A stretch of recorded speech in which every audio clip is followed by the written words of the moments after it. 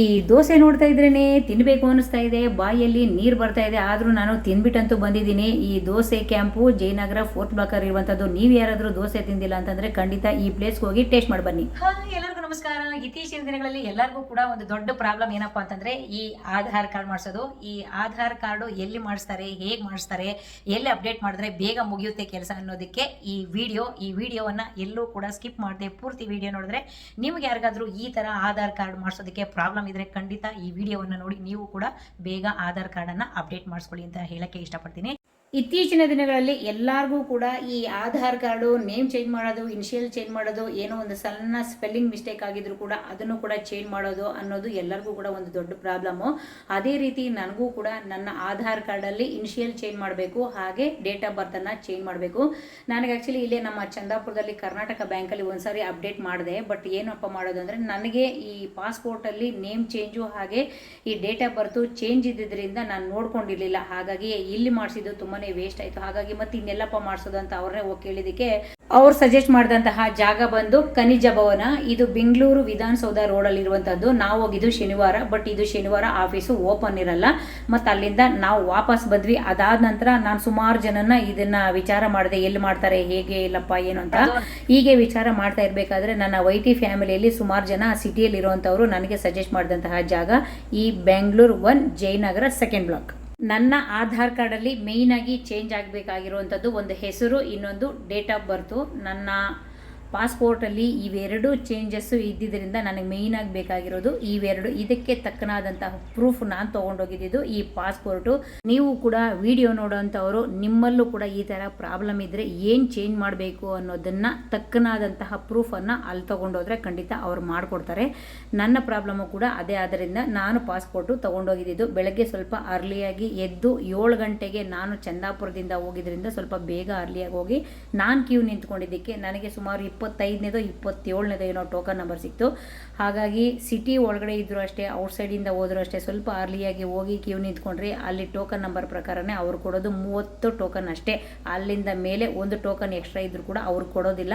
ಹಾಗಾಗಿ ಈ Aadhaar card update ಮಾಡಿಸ್ಕೊಳ್ಳೋದು ಇವಾಗಿನ ಕಾಲಕ್ಕೆ ತುಂಬಾ ಮುಖ್ಯ ಆಗಿರೋದ್ರಿಂದ ಎಲ್ಲರಿಗೂ ಕೂಡ ಇದೊಂದು ಅಗತ್ಯ. ಹಾಗಾಗಿ ಹೋಗುವಂಥವ್ರು ಸ್ವಲ್ಪ ಅರ್ಲಿಯಾಗಿ ಹೋಗಿ ಮಾಡಿಸ್ಕೊಳ್ಳಿ. ಅವರು ಇದು ಆಫೀಸ್ ಬಂದು ಬೆಳಗ್ಗೆ 8:15ಗೆ ಓಪನ್ ಮಾಡ್ತಾರೆ. ಅದಾದ ನಂತರ ಒಂದು ಫಾರಮನ್ನು ನಮ್ಮ ಕೈಯಲ್ಲಿ ಕೊಡ್ತಾರೆ, ಆ ಟೋಕನ್ ನಂಬರ್ ಬರೆದು ಅದರಲ್ಲಿ ನಮಗೆ ಬರೆಯೋಕ್ಕೆ ಬಂದರೆ ಬರಿಬೋದು, ಇಲ್ಲಾಂದರೆ ಎಲ್ಲ ಅವರೇ ಅದರಲ್ಲಿ ಫಿಲ್ ಮಾಡಿ ನಮಗೆ ಏನು ಅಪ್ಡೇಟ್ ಮಾಡಬೇಕು ಅನ್ನೋದನ್ನು ಖಂಡಿತ ಅವರು ಆರಾಮಾಗಿ ಮಾಡಿ ಕೊಡ್ತಾರೆ. ನೋಡಿ, ಇದೇ ಥರ ಫಾರ್ಮ್ ಕೊಡೋದು.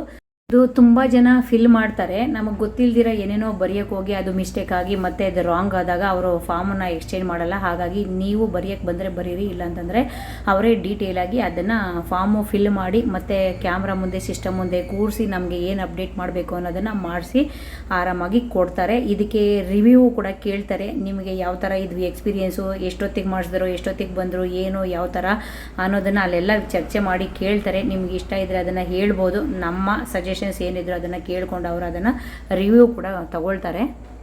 ಅಂತೂ ಇಂತೂ ಹೋಗಿದ್ದ ಕೆಲಸ ಅಂತೂ ಮುಗೀತು. Aadhaar card update name change ಮಾಡಿಸ್ಕೊಂಡು ಬಂದೆ. ಇನ್ನು ಹೊಟ್ಟೆ ಹಶ್ವಾಗ್ತೈತೆ ಹೇಳಿ ಅಲ್ಲೇ ಹೋಟೆಲ್ ನೋಡಿದೆ, ಅಲ್ಲಿ ಸ್ವಲ್ಪ ಜನ ಜಾಸ್ತಿ ಇದ್ರು ಹಾಗೆ ಅಂತೇಳಿ ಸ್ವಲ್ಪ ಮುಂದೆ ಬಂದೆ. ಸ್ವಲ್ಪ ಮುಂದೆ ಬಂದರೆ ಈ ರಾಮರ ದೇವಸ್ಥಾನ ಕಾಣಿಸ್ತು. ಅಟ್ಲೀಸ್ಟ್ ದೇವಸ್ಥಾನಕ್ಕಾದರೂ ಹೋಗಿ ನಮಸ್ಕಾರ ಮಾಡ್ಕೊಂಬರೋಣ ಅಂಥೇಳಿ ಅಲ್ಲಿ ನೋಡಿದ್ರೆ ಅದು ಬೇರೆ ಕ್ಲೋಸ್ ಆಗಿ ಹೋಗಿತ್ತು. ಹಾಗೆ ಸ್ವಲ್ಪ ಮುಂದೆ ಬಂದೆ. ಇನ್ನು ಮುಂದೆ ಬಂದರೆ ನನ್ನ ಫೇವ್ರೇಟ್ ಜಾಗ ಈ ದೋಸೆ ಕ್ಯಾಂಪು ಜಯನಗರ 4th ಬ್ಲಾಕಲ್ಲಿ. ಅಯ್ಯೋ, ಇಲ್ಲೇ ದೋಸೆ ತಿನ್ಬೋದಲ್ಲ ಅಂಥೇಳಿ ಇಲ್ಲೇ ಒಂದು ದೋಸೆನ ಆರ್ಡರ್ ಮಾಡಿಕೊಂಡೆ. ದೋಸೆ ಚೆನ್ನಾಗಿ ಘಮ ಘಮ ಕಾಣಿಸ್ತಾ ಇದೆ ನೋಡಿ ನಿಮಗೆ. ಅಬ್ಬಬ್ಬಬ್ಬ ಏನು ಚೆನ್ನಾಗಿತ್ತು ಈ ದೋಸೆ ಅಂತಂದರೆ ಒಂದು ದೋಸೆನ ಆರಾಮಾಗಿ ತಿಂದೆ.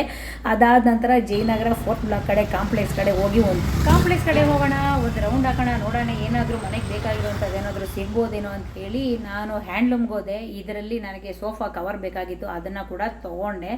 ಅದನ್ನು ತೊಗೊಂಡ ನಂತರ ಮತ್ತೆ ನೆಕ್ಸ್ಟ್ ಏನಪ್ಪ ಅಂತ ಹೇಳಿದ್ರೆ ಮೆಟ್ರೋಗೆ ಹೋಗೋಣ ಅಂತ ಹೇಳಿ ಯೋಚನೆ ಮಾಡಿದೆ. ಅದಾದ ನಂತರ ಹಾಗೆ ನಡ್ಕೊಂಡು ಮುಂದೆ ಬರಬೇಕಾದ್ರೆ ನನಗೆ ಈ ಸ್ವಪ್ನ ಬುಕ್ ಸ್ಟಾಲ್ ಕಾಣಿಸ್ತು.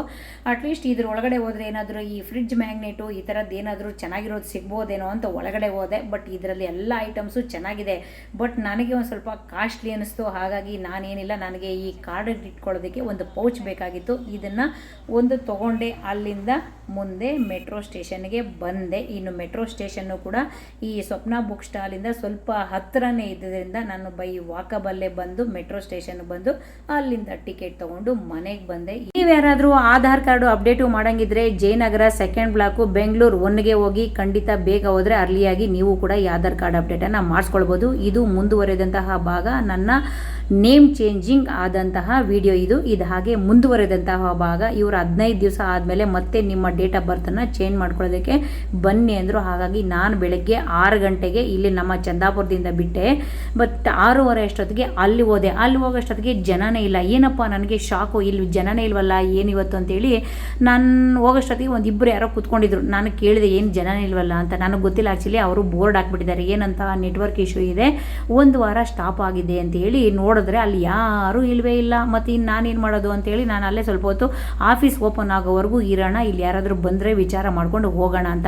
ಆಫೀಸ್ ಏನು 8:30ಗೆ ಓಪನ್ ಆಯಿತು. ಅಲ್ಲಿ ಇಬ್ಬರು ಆಫೀಸರ್ಗಳು ಬಂದರು. ಅವ್ರಿಗೆ ವಿಚಾರ ಮಾಡಿದೆ, ಸರ್ ಇಲ್ಲಿ ಆಧಾರ್ ಕಾರ್ಡು ಅಪ್ಡೇಟ್ ಮಾಡಲ್ಲ ಅಂತೇಳಿ ಬೋರ್ಡ್ ಹಾಕಿದಾರಲ್ವ, ಎಷ್ಟು ದಿನಕ್ಕೆ ಓಪನ್ ಆಗುತ್ತೆ ಏನು ಸಮಾಚಾರ ಅಂತ ಕೇಳಿದ್ದಕ್ಕೆ, ಇಲ್ಲ ಮೇಡಮ್ ಇಲ್ಲಿ ಸದ್ಯಕ್ಕೆ ನೆಟ್ವರ್ಕ್ ಇಶ್ಯೂ ಆಗಿದೆ ಹಾಗಾಗಿ ಸ್ಟಾಪ್ ಮಾಡಿದ್ದಾರೆ, ನೀವು ಜಯನಗರ 4th ಬ್ಲಾಕು ಶೋಭಾ ಅಪಾರ್ಟ್ಮೆಂಟಲ್ಲಿ ಇಲ್ಲಿ ಮಾಡ್ತಾರೆ ನೋಡಿ ಒಂದ್ಸಾರಿ, ಇಲ್ವಾ JP ನಗರಲ್ಲಿ ಮಾಡ್ತಾರೆ, ಇಲ್ಲ ಅಂದರೆ HSR ಲೇಔಟಲ್ಲಿ ಮೇಯ್ನ್ ಬ್ರಾಂಚ್ ಇರೋದು ಇಲ್ಲಿ ಬೇಕಾದರೆ ನೀವು ಟ್ರೈ ಮಾಡ್ಬೋದು ಅಂತಂದರು. ಹಾಗಾಗಿ ನಾನು ಆಟೋ ಮಾಡಿಕೊಂಡು ಜಯನಗರ ಬಿಟ್ಟು ಈ HSR ಲೇಔಟು ಈ ಸಿಲ್ಕ್ ಬೋರ್ಡಿಂದ ಅಗ್ರ ಕಡೆ ಬರುವಂತಹ ರೋಡಲ್ಲೇ ಲೆಫ್ಟ್ ಕಡೆ ಈ ಆಧಾರ್ ಕಾರ್ಡು ಅಪ್ಡೇಟ್ ಮಾಡುವಂಥ ಮೇಯ್ನ್ ಬ್ರಾಂಚು, ಮೇಯ್ನ್ ಆಫೀಸು ಇಲ್ಲೇ ಇರುವಂಥದ್ದು.